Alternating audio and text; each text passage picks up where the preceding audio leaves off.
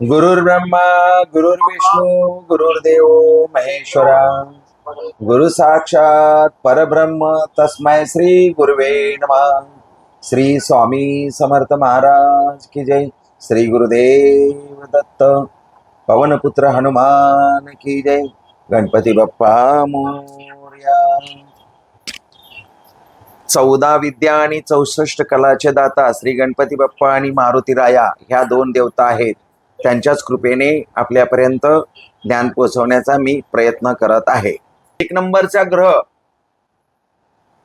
सांगा, सूर्य। आजचा विषय आहे ग्रहांचे कारकत्व। असं लिहून घ्या, कोणत्या ग्रहाचं कोणतं कार्य आहे त्याला म्हणतात ग्रहांचे कारकत्व। खरं तर ते कारक तत्व आहे, पण आता तसा शब्द दिला। हा, त्या ग्रहाचं काय कार्य आहे। आता हा सूर्याबद्दल आपण सांगणार माहिती। सूर्य नेमकं काय करतो आपल्या कुंडलीमध्ये।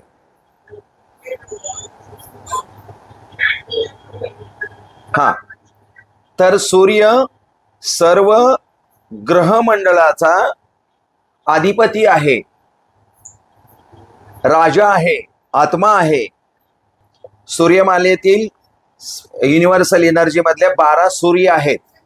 12 सूर्य आहेत, त्यांना 12 आदित्य असं म्हणतात। त्यापैकी एक सूर्य पहिल्या सूर्याच्या अधिपत्याखाली आपल्या पृथ्वी येते। म्हणजे सुरुवातीला एक मोठा गोळा होता, तो फिरता फिरता फुटला, त्याचे छोटे छोटे तुकडे झाले, त्याला ग्रह नक्षत्र तारे अशी नावं दिली गेली। त्यापैकी एक पृथ्वी ग्रह निवडला सूर्य। सूर्य म्हणजे आत्मा, सूर्य म्हणजे खास करून आत्मा, राजा, आपल्या शरीरातील रक्त।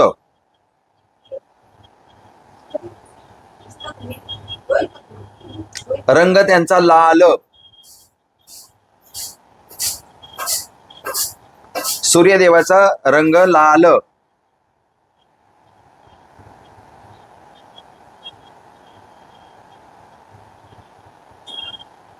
पुढेल्या राजकारण, अधिकार,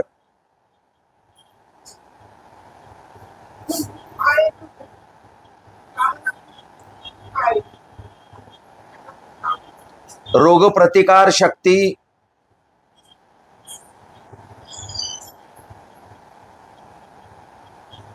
उजवा डोळा, राईट आय,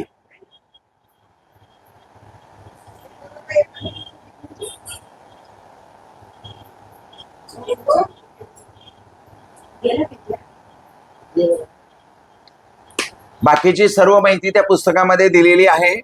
पण प्रॅक्टिकली जेव्हा तुम्हाला एखाद्याची कुंडली आपल्याला सांगायची असेल तर एवढ्या गोष्टींचा आपल्याला उपयोग होणार आहे। त्यामुळे एवढ्या गोष्टी मी जेवढ्या गोष्टींची आपल्याला गरज आहे बोलीभाषेमध्ये व्यवहारामध्ये त्या सर्व गोष्टी सांगत असतो। पुस्तकामध्ये डीपली दिलेला आहे, ते वाचा। नंबरचा ग्रह चंद्र। मन, पाणी, डावा डोळा,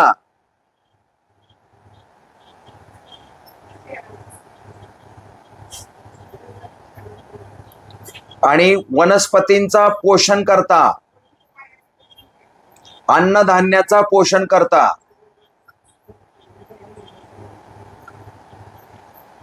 शीतलता, सौम्यपणा,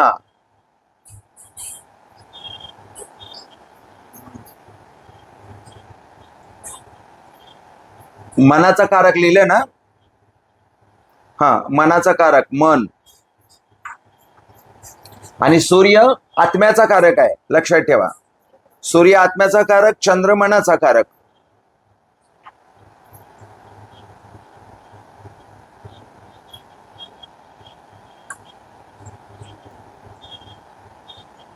आणि सूर्य आणि चंद्र मिळून व्यावहारिक कुशलता, त्याच्याबरोबर बुध आला की ते व्यावहारिक कुशलता येते। चंद्र, सूर्य आणि बुध मिळून व्यावहारिक कुशलता निर्माण होते। चंद्र, बुध आणि सूर्य मिळून व्यावहारिक कुशलता निर्माण होते, त्या व्यक्तीमध्ये खूप मोठ्या प्रमाणामध्ये असते।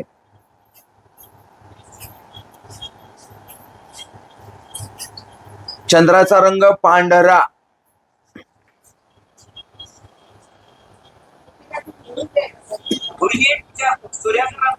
हा, रंग लाल. लाल सांगितलं ना, रक्त लाल. रत्न म्हणताय का तुम्ही?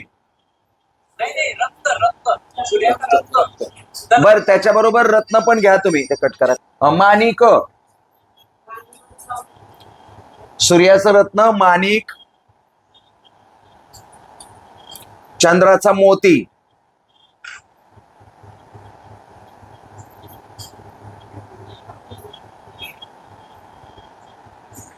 हा, मंगळ.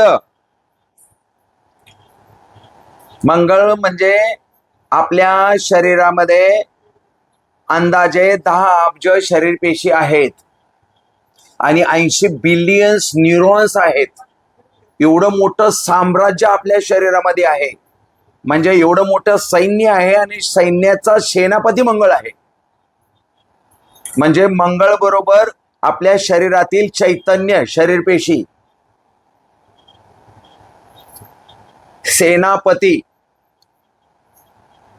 सर्व ग्रहांचा तो सेनापती आहे. शरीर पेशीवरती कंट्रोल असतं म्हणजे चैतन्य.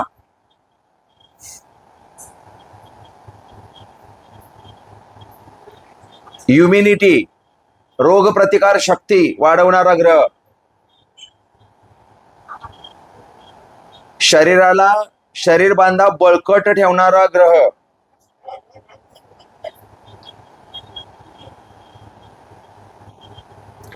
हाच ग्रह कॅन्सर सारखे रोग पण लावतो, त्वचा रोग पण निर्माण करतो.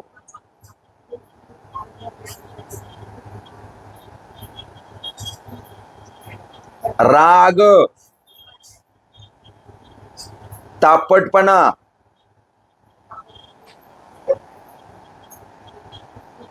द्वेष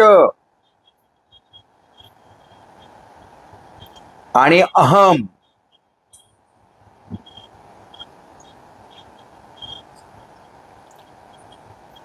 रंग आहे केशरी.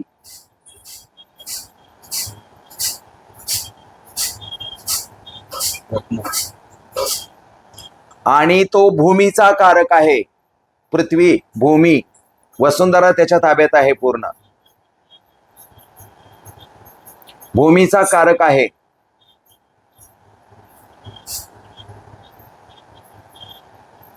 जागा, जमीन, प्रॉपर्टी, जागा जमिनीचा कारक आहे. म्हणून त्याला भूमिपुत्र असं म्हटलेलं आहे. हा, रंग केशरी लिहिलं तुम्ही. रत्न पोवळे.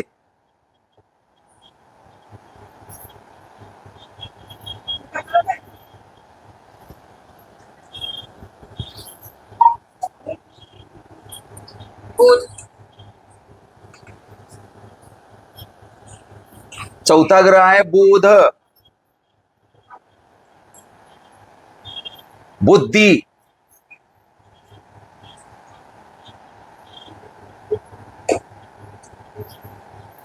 मज्जा संस्था,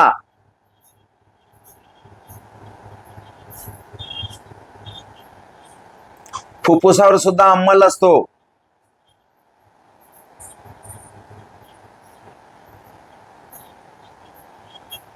सूर्याला, चंद्राला डावा डोळा लिहिला का बघा मगाशी.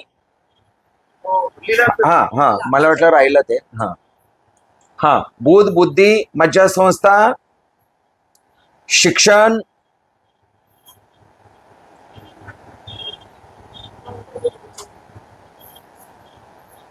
हा, न्यूरॉन्स, ज्या मेंदूच्या पेशी आहेत त्या न्यूरॉन्स, त्याच्यावर आधिपत्य असतं बुधाचं. मंगळासहित बुधाचं असतं. मंगळाचं तर आहेच आहे, पण त्याच्याबरोबर बुध सुद्धा आहे. मंगळाचं खास करून शरीर पेशीवरती आधिपत्य आहे, सेल्सवरती. त्या सेल्स 40, 42, 22 दिवसात मरतात आणि पुन्हा दुसऱ्या नव्याने जन्म घेतात. आणि ज्या मेलेल्या शरीर पेशी आहेत त्या वरती येतात, त्यांचं स्कीम बनतं आपलं. आणि ज्या नवीन जन्म घेतात त्यांना आपण चांगलं काहीतरी शिकवतोय.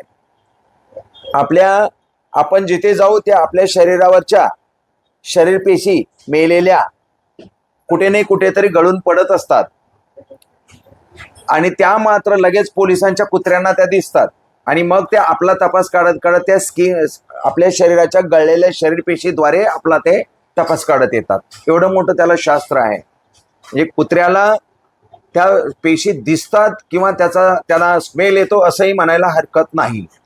एवढं मोठं ते सायन्स आहे. म्हणून मंगळाच्या आधिपत्याखाली सर्व शरीर पेशी येतात. आता जेव्हा मागच्या आठवड्यामध्ये जे शिकत नव्हतो त्या ह्या आठवड्यामध्ये आपण शिकतोय. मग आता या क्षणाला आपल्या शरीरातील शरीर पेशी मरत आहेत. एका सेकंदाला 12.5 कोटीपेक्षा जास्त शरीर पेशी मरतात असं म्हणतात किंवा असं शास्त्र आहे. अंदाजे मेडिकल सायन्स आहे आणि तेवढ्या नव्याने जन्म घेतात. मग आता या क्षणाला ज्या मरण पावल्या त्या वर येतात आणि नव्याने जन्म घेतलेले आहेत त्यांना आपण काहीतरी शिकवतो. आता जे मेले त्यांना शिकवू शकत नाही, पण नवीन जन्मलेल्या शरीर पेशींना आपण जे शिकतोय हे त्यांच्यामध्ये भरतोय मेमरीमध्ये किंवा त्यांना शिकवतोय आणि त्यांना शिकवत असताना ते नॉलेज घेऊन फिट्ट ठेवतात आणि त्यांना पुन्हा रिप्रोडक्शन सिस्टममध्ये त्यांना जे जन्मलेल्या त्यांच्याद्वारे ज्या पुढे ज्या शरीर पेशींचा जन्म झालेला आहे त्यांना ते सांगून जातात. आधी असं वागत होतो, आता असं वागायचं आहे. त्यामुळे 90 दिवसाचा कोणताही कोर्स असतो, 90 दिवसामध्ये रक्ताचं पूर्ण वर्तुळ बदलतं आणि आपण कोणतीही साधना उपासना केली तर सलग 90 दिवस करायचे असते. म्हणजे आपण जेव्हा म्हणतो की आता त्याच्या रक्तात भिनलं, त्याच्या रक्तात आहे ते, तर त्या रक्तात उतरायला आपल्याला 90 दिवस लागतात. नुसतंच हरिपाठ करून चालत नाही, नुसतंच भजन कीर्तन करून चालत नाही. ते 90 दिवस सातत्याने केलं की ते माझ्या रक्तामध्ये यायला सुरुवात होते हळूहळू हळूहळू. आणि कोणतीही गोष्ट राग द्वेष मत्सर समजा झाला किंवा एखाद्याशी भांडण झालं तर ते 15 मिनिटापर्यंतच ठेवायचा.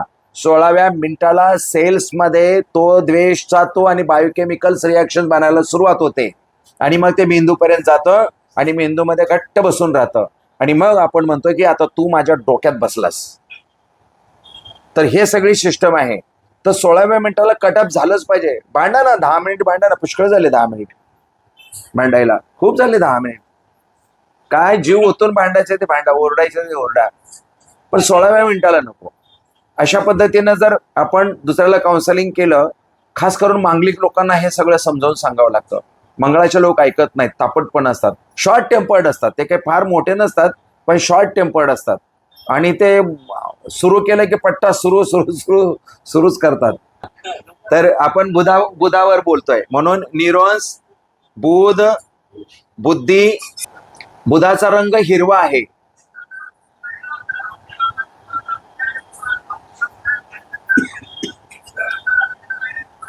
हा रत्न पाचू रंग हिरवा. पाचू पन्ना एकच, इंग्लिश मध्ये एमराल्ड म्हणतात.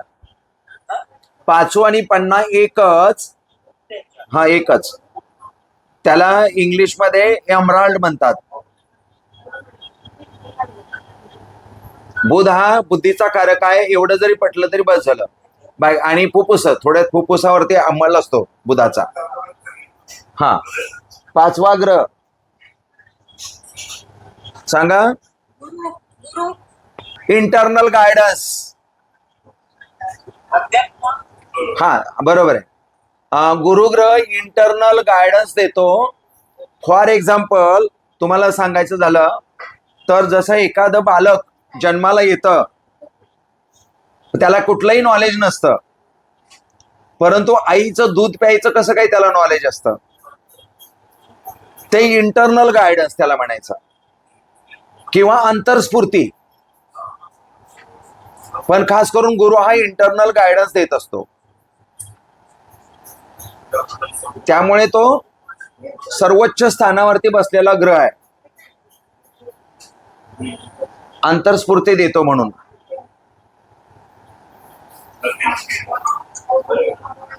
शिक्षणात मदत करतो, सत्कर्म घडवतो,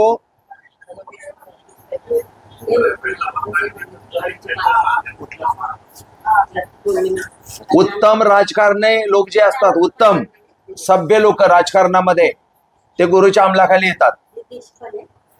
सभ्य पोलीस असतात ते गुरुच्या अंमलाखाली येतात. IAS अधिकारी जे चांगले उत्कृष्ट पद्धतीने काम करतायत ते गुरुच्या अंमलाखाली येतात.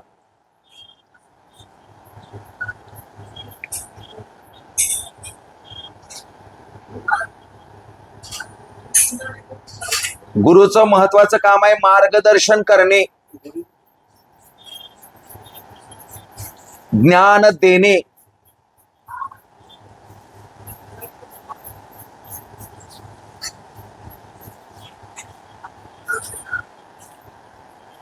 ज्यांच्या पत्रिकेत गुरु चांगला आहे ते आपल्याकडे असेल नसेल तेवढं ज्ञान लगेच दुसऱ्याला देतात, संपूर्ण देतात, आपल्याकडे काहीही ठेवत नाहीत.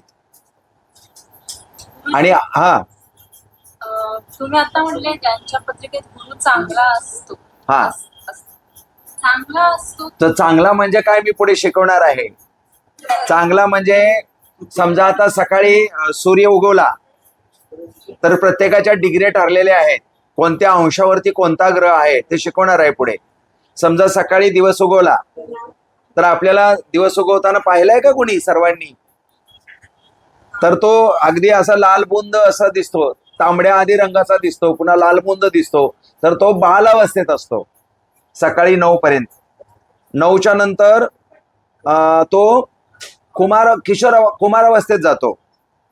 9 ते 11 पर्यंत कुमार अवस्थेत जातो आणि 12 नंतर पुढे तो किशोर अवस्थेत जातो आणि 12 नंतर पुन्हा युवा अवस्थेत जातो. तो 3-3.5 पर्यंत असतो आणि त्याच्यानंतर पुन्हा वृद्धावस्थेत जातो आणि त्याच्यानंतर पुन्हा मृत अवस्थेत जातो, म्हणजे दिवस मावळला. तर अशा अवस्था असतात, त्या ग्रहाच्या डिग्री असतात, कोणत्या अंशावरती कोणता ग्रह आहे त्याच्यावरून सुद्धा तो ग्रह चांगला आहे की वाईट आहे हे ठरवलं जातं आपल्यासाठी. मी फक्त आता तुम्हाला ग्रहांचे काय काय कारकत्व आहे, कोणता ग्रह काय काम करतो त्याच्याबद्दल शिकवतोय. तसेच प्रत्येक ग्रह त्यांची अवस्था असते. एक ते झालं. आणि मी तुम्हाला शिकवलंय 6वं स्थान कोणतं, आजाराचं आणि शत्रूचं.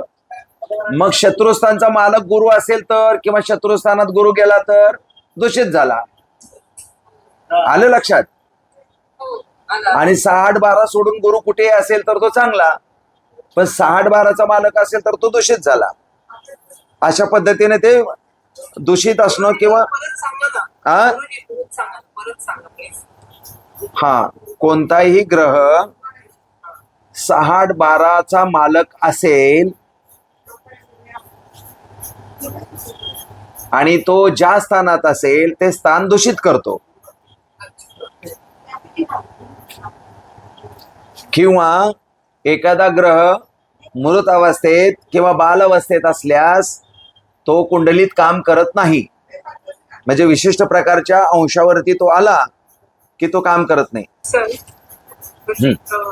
6व्या स्थानाचा मालक गुरु असेल आणि 8व्या स्थानात असेल तर तरी तो दूषित होतो. ते मागच्या वेळेला शिकवलेला आहे. तो परिवर्तन युग होतो, त्याला विपरीत राजयोग असं म्हणतात. ते कुंडली मांडल्यावर मी शिकवणार आहे, तुमच्या प्रश्नाचं उत्तर देतो. आता कुंडली मांडणार तेव्हा मी त्यात तुमच्या प्रश्नाचं उत्तर देतो. कुंडली मांडल्यानंतर मला आठवण करून द्या पाहिजे तर. पण 6-8-12चा स्वातीताई तुम्ही लिहून घ्या. 6-8-12चा मालक एकमेकाशी संबंध असल्यास, म्हणजे 6-8-12चा मालक 6-8-12 मध्येच असल्यास विपरीत राजयोग होतो, परंतु पायाचा ऍक्सिडेंट होण्याची संभावना जास्त असते.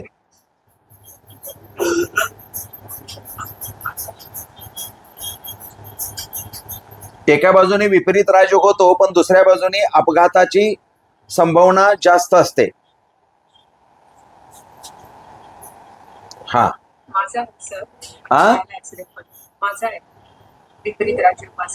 आहे पत्रिकेत. आतापर्यंत काय झालंय, पायाला त्रास झालाय, ऍक्सिडेंट झालाय ना. सर्वांनी ऐकलं. त्यांनी काय मला आधी नव्हतं सांगितलं की माझा ऍक्सिडेंट झालाय. तर हे आपण सांगायचं असतं, शिकवायचं असतं लोकांना. आणि समोर व्यक्ती आल्यानंतर मग हे सगळं बघायचं असतं. तर विपरीत राजयोग एका बाजूला असतो. त्या लंडनला इंग्लंडला बसलेत म्हणजे त्यांच्या पत्रिकेत विपरीत राजयोग असणारच आहे. राजयोग असायला पाहिजे खऱ्या अर्थाने, पण तो विपरीत आला. विपरीत नसावा राजयोग, राजयोग चांगला असावा तर त्याचं फळ मिळतं. पण त्यात विपरीत राजयोगाला पण म्हणजे असं म्हणतात ना की राजाची राणी आहे पण तिची दाढ दुखते आणि ती सारखी ठणका मारते आणि तिला लाडू खाता येत नाही, आणि तिच्या समोर दाशी काम करते, ते मस्त लाडू खाते. तिला काय वाटत असेल सांगा? सुखाचं उपभोग घेतायत. राजाची राणी आहे, तिला काय कमी आहे, पण तिला नाही खाता येत लाडू आणि दाढ सारखी ठणका मारते. आता डेंटिस्ट आलेले, त्या काळात नव्हते तर काय करायचं?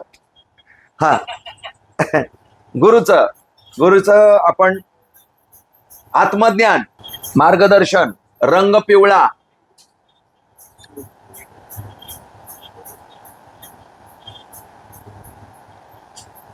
रत्न पुष्कराज, आणि 2 ठिकाणी अजून एक राहिले. बुधाच्या तिथे शिक्षक आणि गुरुच्या तिथे पण शिक्षक.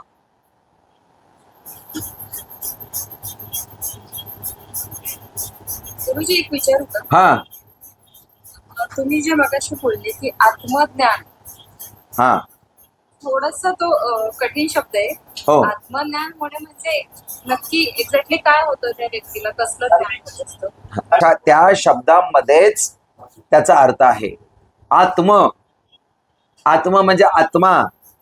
आत्म्याने परमात्म्याची ओळख झाली की त्याला आत्मज्ञान म्हणतात. आपल्याला माहितच नाही आपल्याला कोणी निर्माण केलं, आपल्याला वाटतं आई वडिलांनी निर्माण केलं, त्यात काय आहे, एक क्रिया आहे, त्या क्रियेतून आपला जन्म झालेला आहे, असं नाहीये. मग जर असं आपल्याला असं वाटतंय तर तुमच्या समोर मी 1,00,000 कपल्स उभा करतो, त्यांना मुलं होत नाहीत, त्यांना संतान प्राप्ती होत नाही. मग त्यांना का होत नाही? तर त्याची जी कारणं आहेत तर ती कारणं शोधणं म्हणजे त्याला आत्मज्ञान म्हणता येईल. आत्म्याने परमात्म्याला जाणणे त्याला आत्मज्ञान असं म्हणायचं. थोडक्यात शॉर्ट मध्ये सांगायचं झालं तर परमात्म्याची ओळख झाली की आत्मज्ञान होतं. बरं, आत्मज्ञानामध्ये मी कोण आहे, कशासाठी माझा जन्म झालेला आहे, माझा जन्म वाया घालवायचा का, की इतरांसाठी माझा जन्म झालेला आहे, मग इतरांसाठी माझा काय उपयोग होणार आहे, मागच्या जन्माच्या प्रारब्धानुसार मी आता या शरीरामध्ये कैद म्हणून आलेलो आहे आणि मी त्याप्रमाणे प्रारब्धाचे भोग भोगत आहे, ते आहेच. पण नुसताच मागच्या प्रारब्धानुसार माझा जन्म झालेला आहे का भोग भोगण्यासाठी? तर नाही, ते तर आहेच. पण हा जन्म आपल्याला नवीन प्रारब्ध घडवण्यासाठी झालेला आहे किंवा मिळालेला आहे, हे सत्य आहे. म्हणजे तिथे स्वतः म्हटलं की मी आला ना, म्हणून करता आणि करविता तूच आहे की स्वामीनाथा, माझ्या टाईवरता मी पणाची नशेची. मी, मला आणि माझं जे नष्ट होतं त्याला आत्मज्ञान म्हणायचं. हा, हो, स्वस्वरूप हे वरवरचं झालं ना सर. स्वस्वरूप हे वरचं झालं.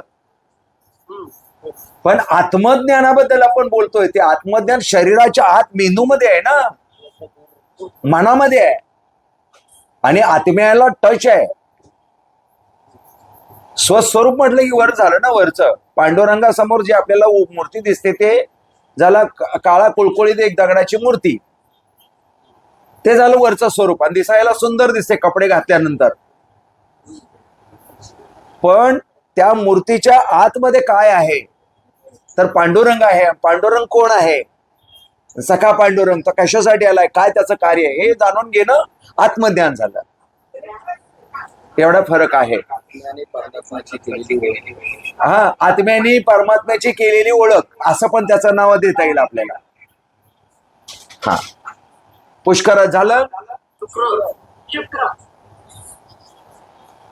प्रत्येक वेळेला मी तुम्हालाच विचारणार होता, शुक्र काय असेल सांगा? पांढरा. नाही, पांढरा नाही. त्याचा कारक कोणत्या कारणाचा आहे तो ऐश्वर्या. सांगतो मी सांगतो. सांगतो. सुरुवात करायची. प्रणय, प्रणय सुख, सौंदर्य,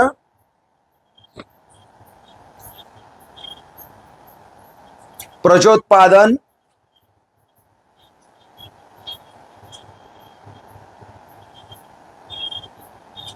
कला,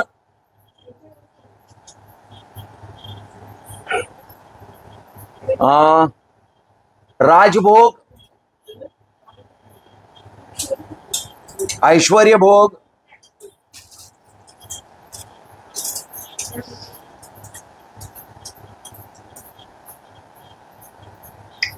हा म्हणजे जेवढे कलाकार आहेत ना, कोणतेही कला, कापड कापणे, कापड विकणे, कापड शिवणे, सगळे कलामध्ये आले. सुतार, लोहार, नट नटी, गायक, हे सगळे कलामध्ये आले. ते कला, सौंदर्य आणि प्रणय. जोडीदार नाही, जोडीदाराबद्दल अट्रॅक्शन निर्माण करणारा ग्रह आहे. जोडीदाराचा नाही. जोडीदार कोणत्याच ग्रहाला तसा जोडीदार नाहीये, पण तो विवाहस्थानावरून आपण ठरवतो, असं आहे ते. पण प्रणय आला ना, प्रणय आला की मग जोडीदार ऑटोमॅटिकली आला. मग हा, त्याचा रंग आहे पांढरा आणि रत्न आहे हिरा.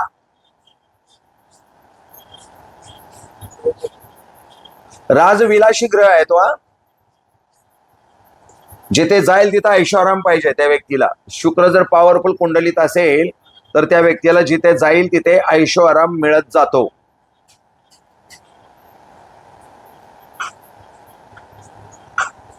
हा, अजून काहीतरी तुम्हाला मगाशी मी न सांगितलेल्या गोष्टी कोणाला शुक्राबद्दल माहिती आहेत का? बोलू शकता. व्हेकल, गाडी वगैरे. नाही, वाहन सुख शुक्र नाही देत आहे. कुंडलीमधलं चतुर्थ स्थान आहे, त्या चतुर्थ स्थानामध्ये कोणता ग्रह आहे आणि तो ग्रह दूषित नसेल तर तो वाहन सुख देतो. चतुर्थ स्थान त्यात कुंडलीतलं स्थानावर अवलंबून आहे ते. म्हणजे कोणताही ग्रह त्याचे कारक आहेत, पण लक्झरी देतो ना, शुक्र लक्झरी देतो. त्यात गाडी आली ना, सगळ्याच गोष्टी आल्या ना, लक्झरीमध्ये सगळ्याच गोष्टी आल्या. अजून ताई तुम्हाला काहीतरी म्हणायचं होतं, शीतलताई? नाही तेच. ठीक आहे, म्हणजे आलं त्यामध्ये सर्व कव्हर झालं. हो हो.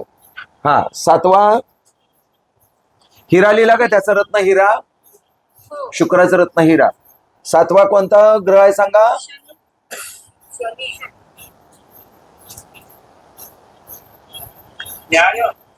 न्यायाधीश, न्यायप्रिय,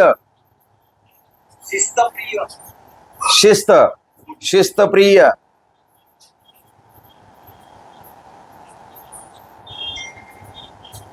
तेवढाच कडक, दयाभाव नाही,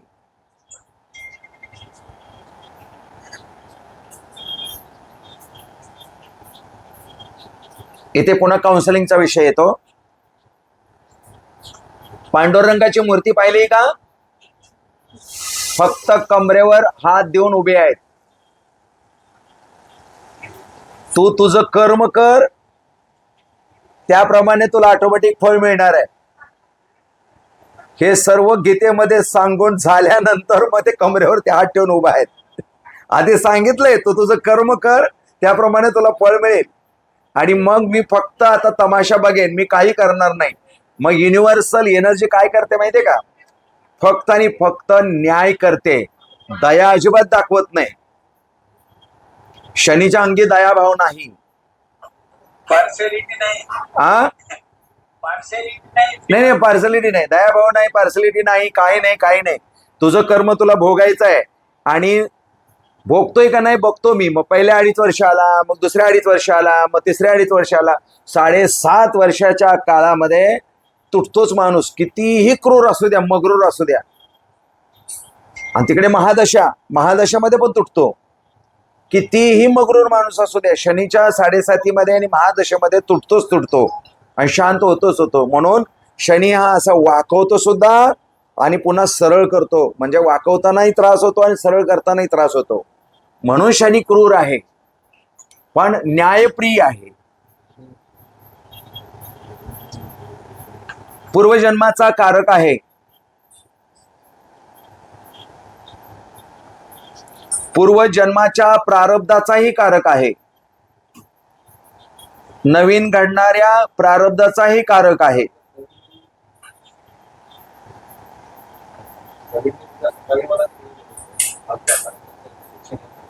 शनीचा अंमल शरीरातील हाडांवरती असतो.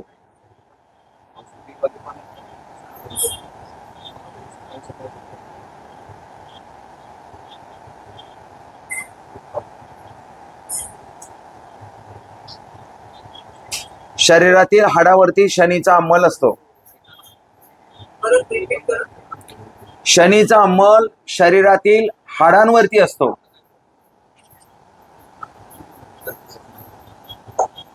जे शरीरातला जे हाड आहेत, प्रत्येक हाड आहेत, त्या हाड शनीच्या अंमलाखाली येतात. शनी म्हणजे उकरिंडा, शनी म्हणजे घाण वस्तू, शनी म्हणजे चिखल, शनी म्हणजे कचरा, शनी म्हणजे दारिद्र्य.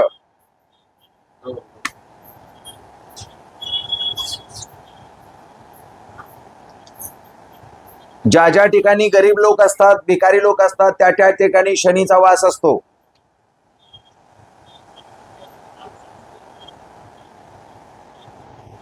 पण शनी म्हणजे दारिद्र्य नव्हे, हा लक्षात ठेवा. शनी पण ऐश्वर्य देतो, पण ते वेगळ्या अंगाने देतो. तू कर्म कर, त्याप्रमाणे तुझे भोग भोगून संपव, त्याप्रमाणे तुला नवीन जीवन देतो. शनीचं हे कार्य असतं. म्हणजे भोग भोगून संपवून नवीन जीवन देणारा तो शनी, असं लिहून घ्या. भोग भोगून संपवून नवीन जीवन देणारा तो शनी. शनीला स्वच्छता आवडत नाही का? नाही नाही नाही, शनीला स्वच्छताच आवडते, पण तो अशा ठिकाणी असतो, अच्छा. गरिबांच्या ठिकाणी असतो. मग शनी शेतीचा कारक आहे ना, मग शेतीमध्ये चिखल येणार, हा हा हा. मग शेतीला पोषक तत्व कुठून मिळणार, तर खतामधून मिळणार. मग खत कुठे येणार, तर उकरिंड्यात येणार. हा हा हा हा. त्या- संपूर्ण हॉस्पिटलचा कारक शनी आहे. जिथे चिरपाड होणार, घाण होणार, ज्या ठिकाणी असेल त्या ठिकाणी शनी आहे. शनी स्वच्छच आहे, पण तो स्वच्छ करण्यासाठी आलाय ना, मग स्वच्छ कुणाला करणार? हा. तर जी घाण असेल त्या ठिकाणी स्वच्छ करायला जाणार ना. म्हणजे एखादा व्यक्ती फेलियर असतो, मग फेलियर कोण असतो सांगता येईल का? जो प्रयत्न करतो तो फेलियर असतो ना. जो प्रयत्नच करत नाही तो फेलियर कसा होईल? तर फेलियर होणं फार महत्वाचं असतं, फेलियर असणं. कारण सारखं सारखं प्रयत्न करून एक ना एक दिवस जो सक्सेस मिळवून देतो ते शनी महाराज देतातच. सक्सेस मिळवून सतत पाठपुरावा करणे हे शनीचं काम आहे. डिले करणे शनीचं फार वर्णन आहे. किती शब्दात करता येईल तेवढं सांगता येणार नाही एवढं. प्रत्येक गोष्ट विलंब, डिले करणं, विघ्न आणणं.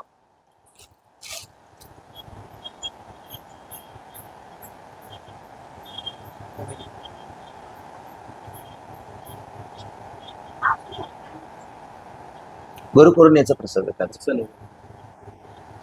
हा, तर शनी हा विलंब आणतो, विघ्न आणतो, आजचं उद्या ढकलत नेतो. तर शनीच्या साडेसातीमध्ये घडतं तेच. डिले डिले डिले डिले करत करत करत करत तो 7.5 वर्ष असा फिसून काढतो की तो सुधारतोच व्यक्ती. ते सांगणार आहे 2.5 वर्ष कोणत्या 2.5 वर्षामध्ये तो आपल्याला फळ देतो. हा, शनी महाराजांचा रंग आहे निळा. आता इथे पुन्हा मतभेद आहेत, रंगाच्या बाबतीत मतभेद आहेत. काय आहेत सांगतो. उत्तर प्रांतामध्ये शनीचा रंग काळा आहे असं सांगतात, आणि महाराष्ट्रामध्ये राहू केतूचा रंग काळा आहे असं म्हणतात. तर हे सत्यता पडताळून घेण्यासाठी नीलांजन समभासम रविपुत्रम यमाग्रजम छाया, म्हणजे नीलांजन समभासम, निळा निळा भासणार असं त्याचं वर्णनच आहे. मग त्याचा रंग काळा कसा असेल, तो निळाच आहे.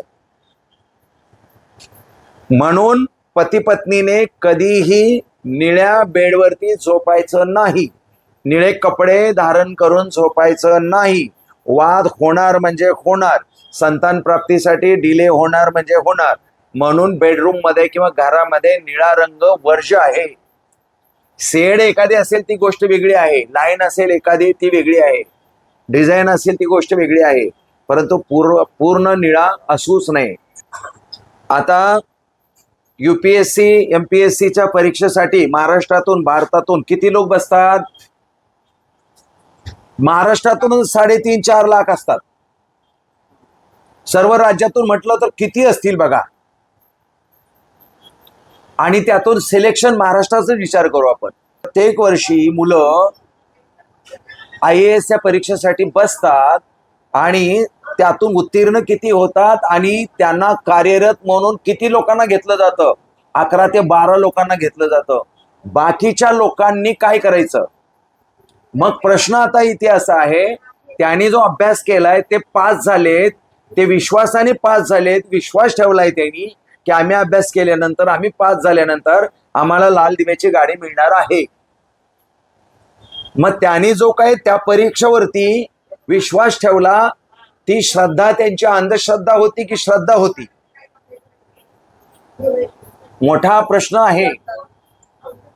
आणि दुसऱ्या बाजूला आपल्याला समजा एखादा आजार होतो आणि आजार झाल्यानंतर किंवा ऑपरेशन काहीतरी करायची वेळ येते आणि ऑपरेशन करायच्या वेळेला आपण डॉक्टरांकडे सही करतो आणि ते फॉर्म घेऊन जातात. उद्या तुला काही यदा कदाचित झालं तर आम्ही जबाबदार नाही. डॉक्टर आपल्याकडून एक फॉर्म भरून घेतात, पण आपल्याला विश्वास असतो हे डॉक्टर आपल्याला ठीक करणार आहेत, माझं ऑपरेशन करणार आहेत, हा भाग काढून टाकणार आहेत आणि काहीतरी रिप्लेस करणार आहेत किंवा काहीतरी, आपला विश्वास असतो. आणि समजा एखादा पेशंट डॉक्टरच्या हातून दगावला तर त्या पेशंटनी डॉक्टरवरती ठेवलेला विश्वास श्रद्धा होती की अंधश्रद्धा होती? म्हणजे आपण एक स्टेटमेंट असं जनरली तयार करून ठेवलेलं आहे, ज्या गोष्टीपासून आपल्याला फायदा होतो त्याला श्रद्धा म्हणायची आणि ज्या गोष्टीपासून फायदा होत नाही त्याला अंधश्रद्धा म्हणायची. कोणतीही गोष्ट मिळवण्यासाठी आपण आधी लायक बनावं लागतं आणि लायक असेल तर ती गोष्ट मिळवून देण्याचं काम शनी महाराज करतात. शनी महाराज करतात, खूप काही देतात, पण लायक आधी लायक बनवतात. ते शनी महाराजांचं काम आहे. मग शनी आणि गुरु एकत्रित असेल तर आध्यात्मिक योग झाला, फार मोठा योग झाला, जबरदस्त, एकदम प्युअरिटी आली. तर ते युतीच्या वेळेला मी तुम्हाला समजून सांगणार आहे. तर शनी महाराजांचं काम एवढं आहे, रंग निळा आणि रत्न नीलम.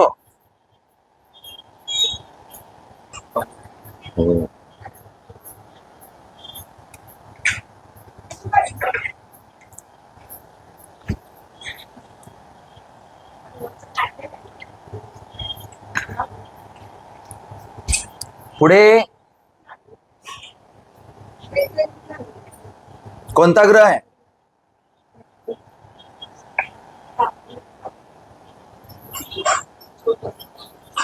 राहू.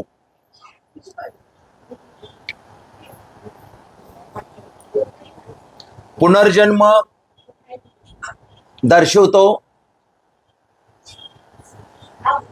पितृदोष दर्शवतो, क्रूरता,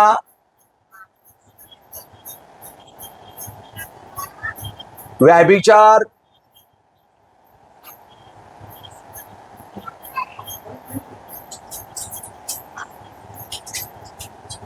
जोर जबरदस्ती,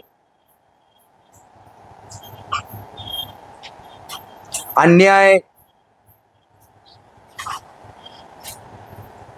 सट्टा, जुगार,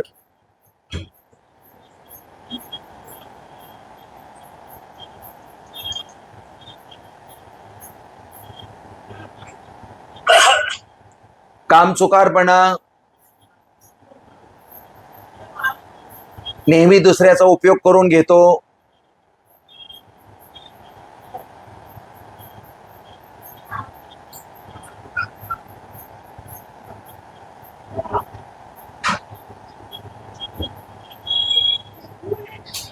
पितृकारक आहे तो.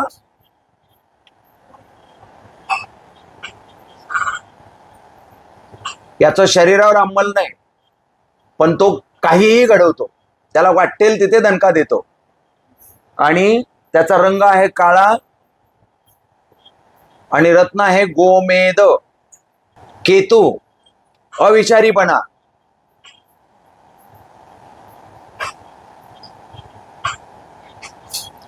बुद्धिहीन,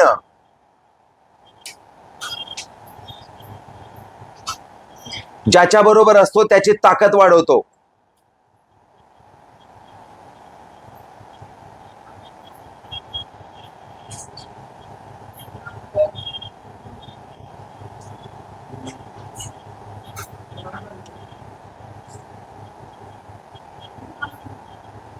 रंग काळाच आणि रत्न लसण्या.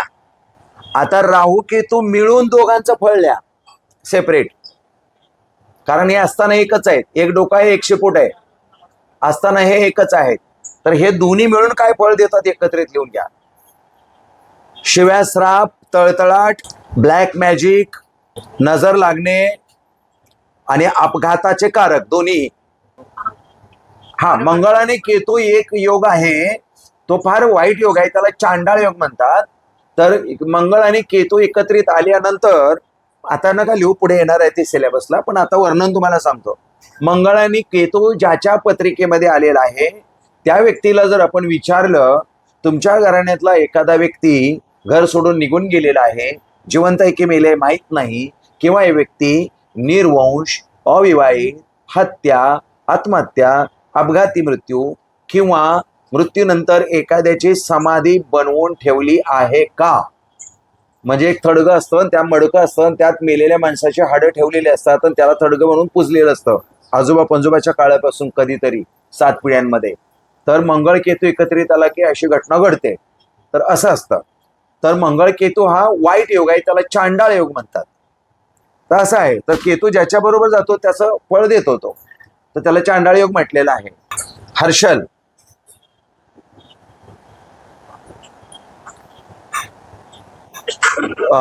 त्याला विकृतीपणा आणतो. कोणत्याही गोष्टीचा विकृत असतो तो व्यक्ती. सायकिक वृत्ती असते.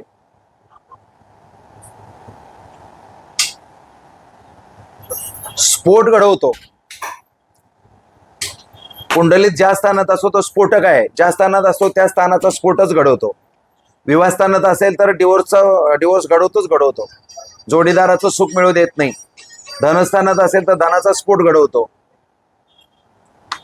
कधी कधी तो अचानक द्रव्य मिळवून देतो, खूप द्रव्य मिळवून देतो, एवढं देतो की विचारू नका. म्हणजे त्याचं निश्चित असं फळ नाही, म्हणून विक्षिप्तपणा. एका शब्दात वर्णन करता येईल. आणि मगाशी तुम्ही ताई म्हणाला, काय तरी शब्द वापरला तुम्ही स्वातीताई, संभ्रम निर्माण करतो. म्हणजे जे मोठे मोठे सायंटिस्ट आहेत ना ताई, ते सर्व सायंटिस्ट हर्षला जांभळाखाली येतात. एका गोष्टीचा नाद घेतला की ते एवढे अडकून पडतात त्यामध्ये, स्वतःला एवढे गुंतवून टाकतात. आर्किमिडीज घ्या ना, स्वतःच्या कपड्याचं त्याला भान नाही राहिलं, बाहेर पडत आला. गॅलिलिओ जेवढे आहेत त्यांच्या पत्रिकेत सगळ्यांच्या हर्षल आहेत. हे विक्षिप्त असतात. यांच्या हातून संसार होण्याची गॅरंटी नसते. इतर ग्रह जर चांगले असतील तरच संसार घडेल, नाही तर यांच्या हातून संसार अजिबात घडत नाही. वेगळंच काहीतरी करतात यांच्या हातून, वेगळंच काहीतरी भलतंच घडतं काहीतरी. आणि ते आसक्ती पण ठेवत नाहीत कोणत्या गोष्टीची. शनीच्या तिथे ठेवा आसक्ती न ठेवणारा ग्रह, शनीच्या तिथे लिहून घ्या मागाशी. आसक्ती न ठेवणारा ग्रह आणि संन्यास योग. हर्षल हा विक्षिप्त ग्रह आहे, त्याचबरोबर तो स्फोटक आहे. त्याचबरोबर तो ज्या स्थानात असतो त्या स्थानाला डॅमेज करतो. मानसिकता बिघडवतो, चंचलता फार आणतो,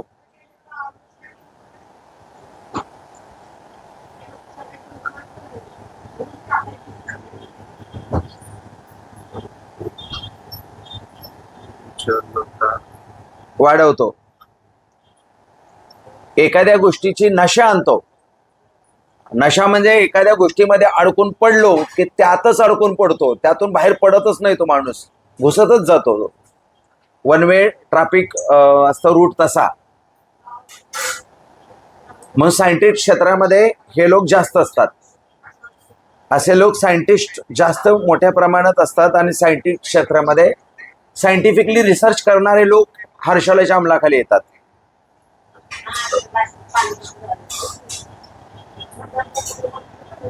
आता हर्षल नक्की कुठल्या घरात आहे त्यानुसार त्याचं फळ असेल ना. हो हो. आता हर्षल जिथे असेल तिथे, लग्नी असेल तर हमखास त्या व्यक्तीला सायकॅट्रिस्ट कडे जाऊन औषधं घ्यावीच लागतात. आता रिसर्च किंवा सायंटिस्ट होणार असेल तर मग तो 5व्या घरात असावा. मग त्याच्याबरोबर गुरु असेल तर तो पुन्हा असं आहे ना, हर्षल गुरु इथे आली की ते सायंटिस्ट होणार, हर्षल बुध इथे आली की ते सायंटिस्ट होणार, आणि हर्षल सूर्य युती आली की ते राजकारणात जातात आणि राजकारणामध्ये मोठे गडबड करतात, घोटाळे करतात. ते पुन्हा हर्षलचा आहे, तो पुन्हा तो गुणधर्म आहे. त्यामुळे ते निश्चित नाहीये पुढे. त्यामुळे प्रत्येक दिवशी एक कुंडली मी तुम्हाला रोज शिकवणार आहे, हे बाकीच्या गोष्टी शिकवत आणि मग शेवटी पंचांग शिकवणार आहे. पंचांग शिकणं महत्वाचं नाहीये, तुम्हाला कुंडली वाचन येणं महत्वाचं आहे. त्यामुळे मग शंका तयार करा, 8 दिवसामध्ये ग्रुपमध्ये टाका ना. तुमच्या मनात प्रश्न आला की ग्रुपमध्ये टाका ना, त्याचे सगळे उत्तर आपण असे समजून घेऊ ना. त्याच्या अपोजिट जे ग्रह आहे त्या ग्रहाची ताकद वाढवली की हर्षलची ताकद कमी होते. थोडक्यात इन शॉर्ट तुम्हाला जर समजून सांगायचं असेल तर ही रेषा शनीची आहे असं समजा, किंवा हर्षलची आहे असं समजा, किंवा राहू केतूची आहे असं समजा. आता कुंडलीमध्ये ते आलेलं आहे, एवढं बळ एवढी ताकद कुंडलीमध्ये आलेली आहे. आता त्याला आपण काहीच करू शकत नाही, ना ते हलवू शकत नाही, ना तो मारू शकत नाही, ना तोडू शकत नाही, काहीच करू शकत नाही. मग आपल्या हातात काय आहे? आणि त्याला तर आपण अगदी खालच्या लेवलला आणायचं आहे, त्याच्यापेक्षा आपल्या इतर ग्रहांची ताकद वाढवायची आहे. तर अगदी सोपं काम आहे. हर्षल, राहू, प्लुटो, हे जे ग्रह आहेत ते अशी त्याची ताकद असेल तर याला काही करता येत नाही. शनीसारखा, ही शनीची लाईन आहे. फक्त आपल्याला एकच काम करायचं आहे, दुसऱ्या ग्रहांची लाईन मोठी करायची आहे. मग आता त्याला आपण काहीच नाही केलं, त्या शनीला, राहूला, हर्षलला, केतूला काहीच नाही केलं, पण आपण काय केलं की दुसरी रेषा मोठी केल्यामुळे हा ऑटोमॅटिक छोटी झाली. हे महत्वाचे मुद्दे आहेत. म्हणून इतर ग्रहांवरती जास्त अभ्यास करावा लागतो, इतर ग्रहांची ताकद कशी वाढेल त्याचा विचार करावा लागतो. ज्योतिषशास्त्रामध्ये हा नियम आहे. नेपच्यून, अंतर्स्फूर्ती. नेपच्यून नेहमी अंतर्स्फूर्ती देतो, अंतर्दृश्य दाखवतो. त्याला इंट्युशन म्हणता येईल का? इंट्युशन्स म्हणायचं आहे, आता तेच बोलणार आहे मी. इंट्युशन्स,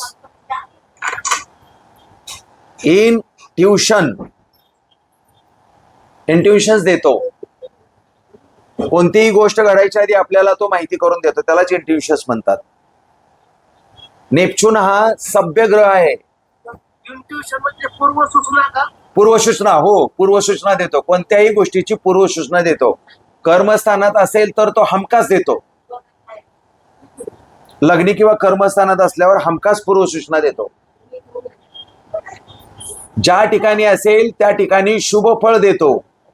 सहसा नेपच्यून कुंडलीमध्ये दूषित होत नाही, परंतु काही ग्रहांच्या युतीमुळे त्याचं काही चालत नाही असं पण होतं. सहसा तो अशुभ फळ देत नाही, परंतु काही ग्रहांच्या युतीमुळे तो काम करायचं बंद करतो किंवा कमजोर पडतो. नेपच्यूनचा रंग सफेद आहे आणि स्फटिक हे त्याचा रत्न आहे. मन आणि आत्मा आणि बुद्धी याचं संतुलन ठेवणारा ग्रह आहे. मन प्लुटो. प्लुटोविषयी जास्त ज्योतिषशास्त्रामध्ये सखोल अभ्यास अजून झालेला नाही, परंतु तोही स्फोटक आहे, हर्षलासारखाच स्फोटक आहे. जे फळ हर्षल देतो तेच फळं प्लुटो सुद्धा देतो. गुरुर्ब्रह्मा गुरुर्विष्णू गुरुर्देव महेश्वरा गुरु साक्षात परब्रह्म तस्मै श्री गुरुवे नमः. श्री स्वामी समर्थ महाराज की जय. श्री गुरुदेव दत्त. होऊ देत सुखी सारे सर्व आरोग्य लाभू दे. मांगल्य सर्व पावोत न कोणा दुःख होऊ दे. ओम पूर्णमदा पूर्णमिदं पूर्णात पूर्णमुदच्यते पूर्णश्च पूर्णमादाय पूर्णमेवावशिष्यते. ओम सहनावतु सहनो भुनक्तु सवीर्यं करवावहे तेजस्विनावधीतमस्तु मा विद्विषावहे. ओम शांती शांती शांती. शुभम भवतु कल्याणम. जर आपणास हा व्हिडिओ आवडला असेल तर अशाच प्रकारचे व्हिडिओ आपल्यासमोर येण्यासाठी या चॅनलला सबस्क्राईब करा. श्री स्वामी समर्थ.